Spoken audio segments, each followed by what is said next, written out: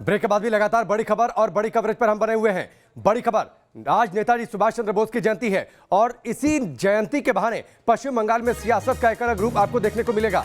सबसे बड़ी खबर यह है कि बंगाल दौरे से पहले, पीएम के दौरे से पहले बंगाल में बड़ा बवाल हुआ है। हावड़ा में जबरदस्त तरीके से हंगामा हुआ है। बीजेपी और टीएमसी के कार्यकर्ता आमने सामने आ गए, उनके बीच में झड़प हो गई।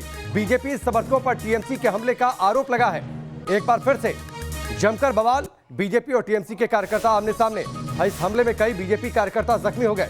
जो तस्वीरें सामने आई हैं, सड़क पर आगजनी हुई है। पीएम मोदी फिलहाल असम में हैं। असम के शिवसागर में थे, जहां पर उन्होंने किसानों को जमीन का पट्टा दिया था। लेकिन उससे पहले प्रधानमंत्री मोदी अब से थोड़ी देर बाद पहुंच जाएंगे कोलकाता। लेकिन उससे पहले आप ये तस्वीरें देखिए, हावड़ा की तस्वीर। किस तरीके से बाइकों में आग लगा दी गई, सड़क पर आगजनी हुई है, टायरों में आग लगा दी गई है। एक बार फिर से बीजेपी और टीएमसी के कार्यकर्ता आमने सामने आ गए हैं।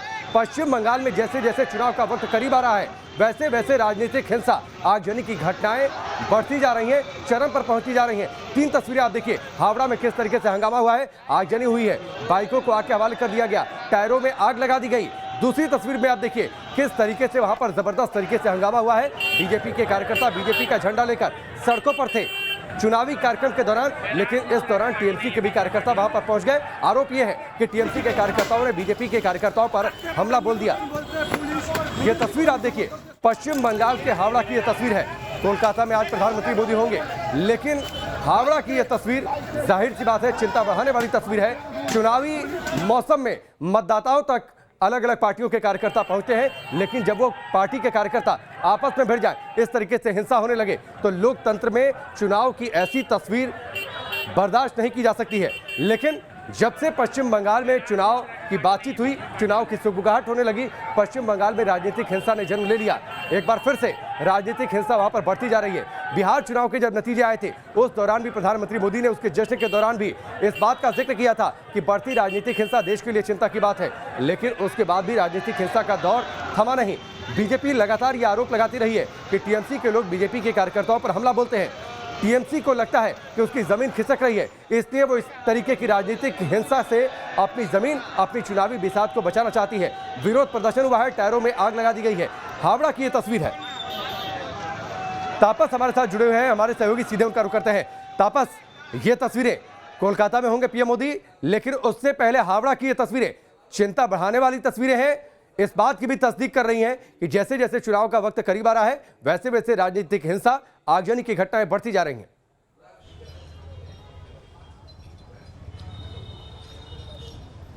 जी जरूर, क्योंकि पश्चिम बंगाल में हमने पिछले 2-3 महीनों से देखा है जिस तरह से हिंसा बढ़ती नजर आई, खासकर तृणमूल और बीजेपी के बीच जिस तरह से झड़प हुई है वो काफ़ी चिंताजनक है। इलेक्शन कमीशन की तरफ से भी चिंता जाहिर की गई। आज सुबह हमने हावड़ा में देखा कि किस तरह बीजेपी और तृणमूल के कर्मी दोनों भिड़ गए थे और एक दूसरे पर आरोप प्रत्यारोप लगा रहे थे। और फिलहाल थोड़ी देर पहले तक बीजेपी के समर्थक जो है वो तृणमूल के खिलाफ नारेबाजी कर रहे थे, सड़कें जाम करके वो खड़े थे और टायर भी जलाकर अपना विरोध प्रदर्शन कर रहे थे। और ये उस दिन हो रहा है जिस दिन नरेंद्र मोदी पश्चिम बंगाल पहुंच रहे अब से कुछ ही देर में, और ममता बनर्जी अभी इसी रास्ते से अपना पदयात्रा शुरू की है। वो रानी रासमणी रोड जाएगी, जहां पर 125वें जन्म दिवस नेताजी के वहां श्रद्धांजलि अर्पण करेगी। और ये दोनों हस्ती जब पश्चिम बंगाल में आज एक ही मंच में देखा जाएगा दोनों को, उसी दिन आज जिस तरह से हिंसा देखने को मिली हावड़ा में, जो कोलकाता से सटा हुआ इलाका, ये काफ़ी चिंताजनक है। अब ये फैसला राजनीतिक दलों को करना है कि आगे जाकर वो किस तरह से अपने इस हिंसा को कम करेगा। लेकिन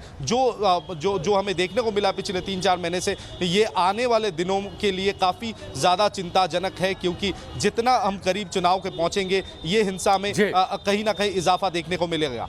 ठीक है, चलिए तापस, आपके पास मैं लौटकर आता हूं। सिर्फ करीब 17 से 18 किलोमीटर की दूरी है हावड़ा की कोलकाता से, यानी 17 किलोमीटर दूर प्रधानमंत्री मोदी रहेंगे, जहां पर यह पूरा बवाल हुआ है। उससे पहले आप तस्वीरें देखिए, जबरदस्त तरीके से भीड़ है, लोग उमड़े हुए हैं। टीएमसी ने पूरा जोर लगा दिया है अपने इस सियासी प्रदर्शन को सफलतापूर्वक दिखाने के लिए। ये दिखाने के लिए कि अगर बंगाली संस्कृति की बातचीत आती है, ये दिखाने के लिए कि अगर बंगाली अस्मिता की बातचीत आती है, तो उसकी सबसे बड़ी रक्षक खुद टीएमसी है, उसकी सबसे बड़ी रक्षक खुद ममता बनर्जी है। इसीलिए इस करीब 8 से 9 किलोमीटर लंबी जो पदयात्रा है, इसे सफल बनाने के लिए टीएमसी और ममता बनर्जी ने पूरा जोर लगा दिया है। तेज गति से आगे बढ़ती हुई ममता बनर्जी सफेद रंग की साड़ी में हाथ जोड़ते हुए, लोगों का अभिवादन स्वीकार करते हुए आगे बढ़ रही हैं। तस्दीक कर रही हैं और लगातार नेताजी के बहाने जबरदस्त तरीके से हमला भी बोला है ममता बनर्जी ने केंद्र सरकार पर और कहा है कि दरअसल पराक्रम दिवस मनाना केंद्र सरकार का ढकोसलापन है। वो लगातार इस बात की मांग कर रही हैं कि नेताजी के जन्म दिवस को राष्ट्रीय अवकाश के तौर पर घोषित कर दिया जाए। तापस हमारे साथ जुड़े हुए हैं। तापस, भीड़ जबरदस्त तरीके से दिखाई दे रही है, पूरा अमला लगा हुआ है, टीएमसी के कार्यकर्ता लगे हुए हैं। बंगाली वोटर्स, बंगाली अस्मिता, बंगाली संस्कृति का खुद को सबसे बड़ा रक्षक बताती है टीएमसी और ममता बनर्जी। इसीलिए पूरा जोर इस बात पर है कि ये जो पदयात्रा है वो पूरी तरीके से सफल हो और एक संदेश जाए बंगाली वोटर्स के बीच में।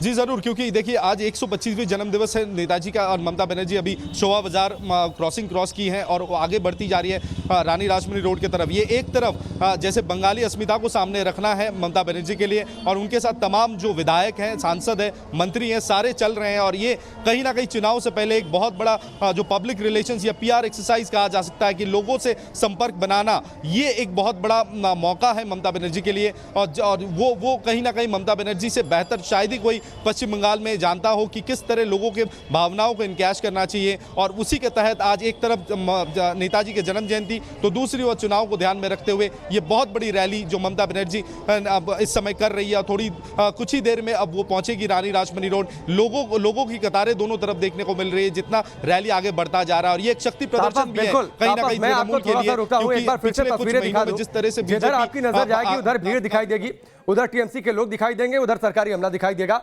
आपको कहीं भी सड़क खाली दिखाई नहीं देगी।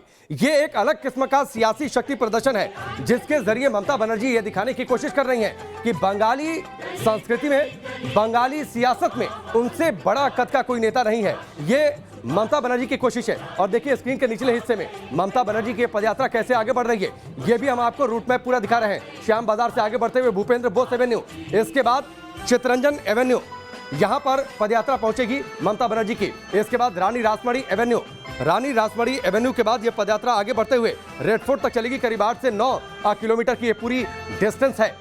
और जिस तरीके से ममता बनर्जी की जो बॉडी लैंग्वेज है, जोश में है, चुनावी माहौल है, जाहिर सी बात है इसमें एक अलग तरीके की एनर्जी होती है। तापस, ये जो रोड मैप डिसाइड किया गया है, जो पूरा रूट है, क्या वो रूट भी अपने आप में एक अलग संदेश देता है? श्याम बाजार से भूपेंद्र बोस एवेन्यू, फिर Jatindra Mohan avenue, Chittaranjan avenue, Esplanade, Rani Rashmoni, फिर रेड फोर्ट, इस रूट को हम कैसे देखें?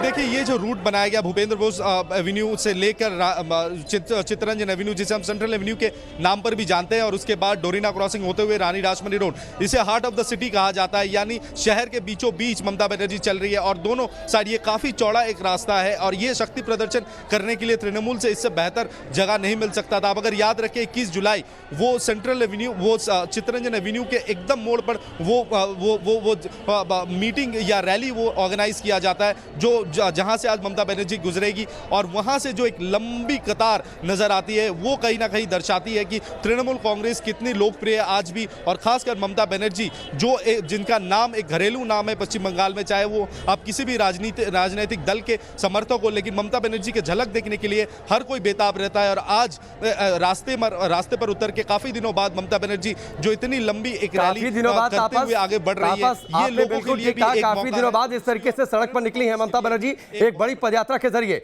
लेकिन आप देखिए इससे पहले भी जो आंदोलन चलाए ममता बनर्जी ने, जिसके जरिए सियासत तक पहुंची, या फिर अक्सर बंगाल की सियासत में उनकी इस तरीके की पदयात्राएं देखने को मिलती रही हैं। ये ठीक है, एक लंबे गैप के बाद इधर बीच गैप हो गया, उसके बाद जब उन्हें ये लगा, और ये उनके जहन में क्या चल रहा होगा तापस, क्योंकि देखिए एक के बाद एक बड़े नेता उनकी पार्टी का साथ छोड़ते चले जा रहे हैं, उनका साथ छोड़ते चले जा रहे हैं। नेताजी की विरासत पर खुद को सबसे बड़ा हकदार बताकर क्या ममता बनर्जी इन सारे सवालों का जवाब देना चाहती हैं और क्या वो ऐसा कर पाएंगी?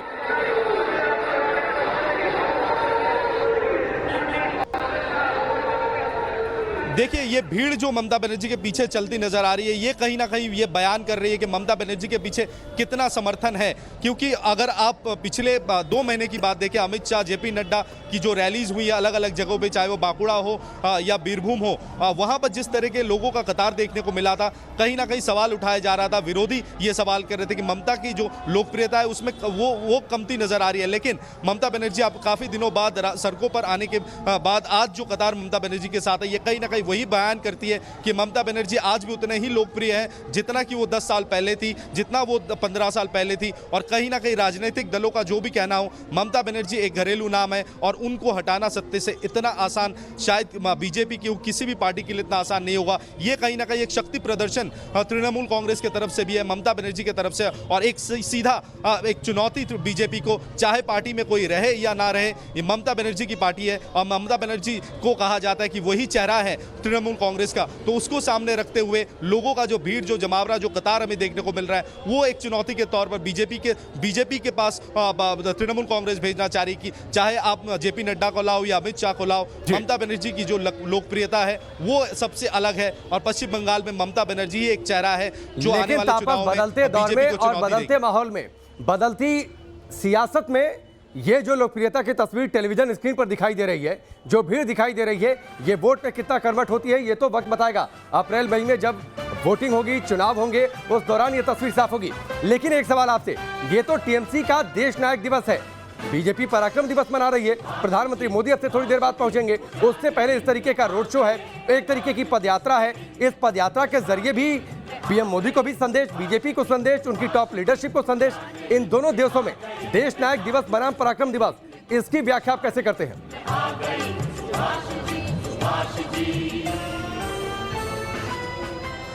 जी देखिए, बीजेपी केंद्रीय सरकार की तरफ से आज के दिन को पराक्रम दिवस के नाम पर रखा गया है और राज्य सरकार के इससे आपत्ति थी और राज्य सरकार ने आज के दिन को देश प्रेम, देश नायक दिवस के तौर पर सामने रखा गया है। तो कहीं ना कहीं दोनों से राज्य और केंद्र सरकार एक दूसरे के खिलाफ फिर सामने नजर आ रहे हैं और जितना लोगों का कतार ममता बनर्जी के साथ है, ये कहीं ना कहीं जो तृणमूल का स्टैंड पॉइंट रहा है कि बंगाल की जो संस्कृति है उससे तृणमूल जिस तरह जुड़ा हुआ है, कोई और पार्टी का उतना लगाव या जुड़ाव है नहीं। तो अब देखने वाली बात यह होगी कि आज जब ममता बनर्जी जाएंगी, नरेंद्र मोदी से मिलेंगी और एक ही मंच पे दोनों को देखा जाएगा, क्या राज्य का जो स्टैंड पॉइंट है वो कहीं मुख्यमंत्री, प्रधानमंत्री से बात करेंगी, उसको सामने रखेंगी या नहीं। अगर रखती है तो फिर उसके बाद कर रहे हैं, ये कंफर्म है कि ममता बनर्जी पहुंच रही है पीएम मोदी के कार्यक्रम में, इनवाइट तो किया गया उनको।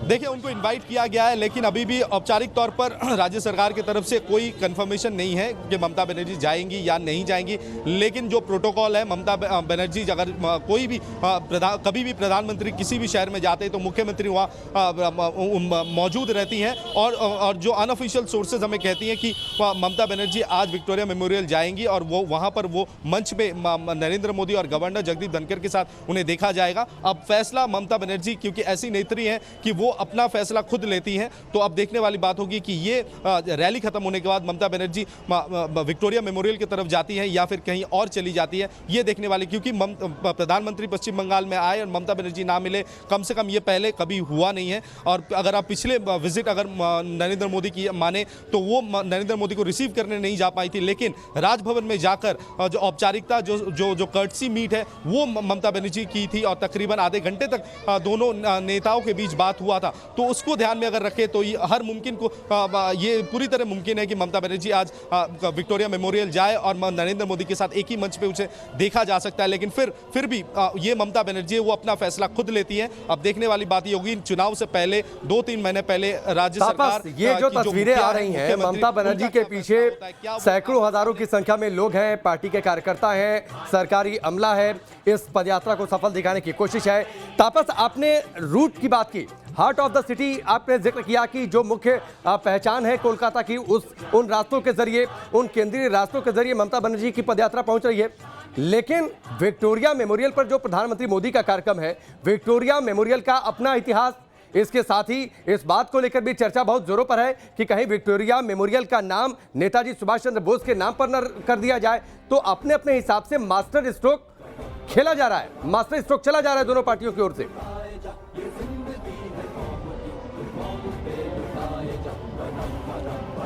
जी जरूर, क्योंकि देखिए बीजेपी की तरफ से एक पिच ये पहले किया गया था कि विक्टोरिया मेमोरियल का नाम अगर नेताजी सुभाष चंद्र बोस मेमोरियल के तौर पर रखा जाए।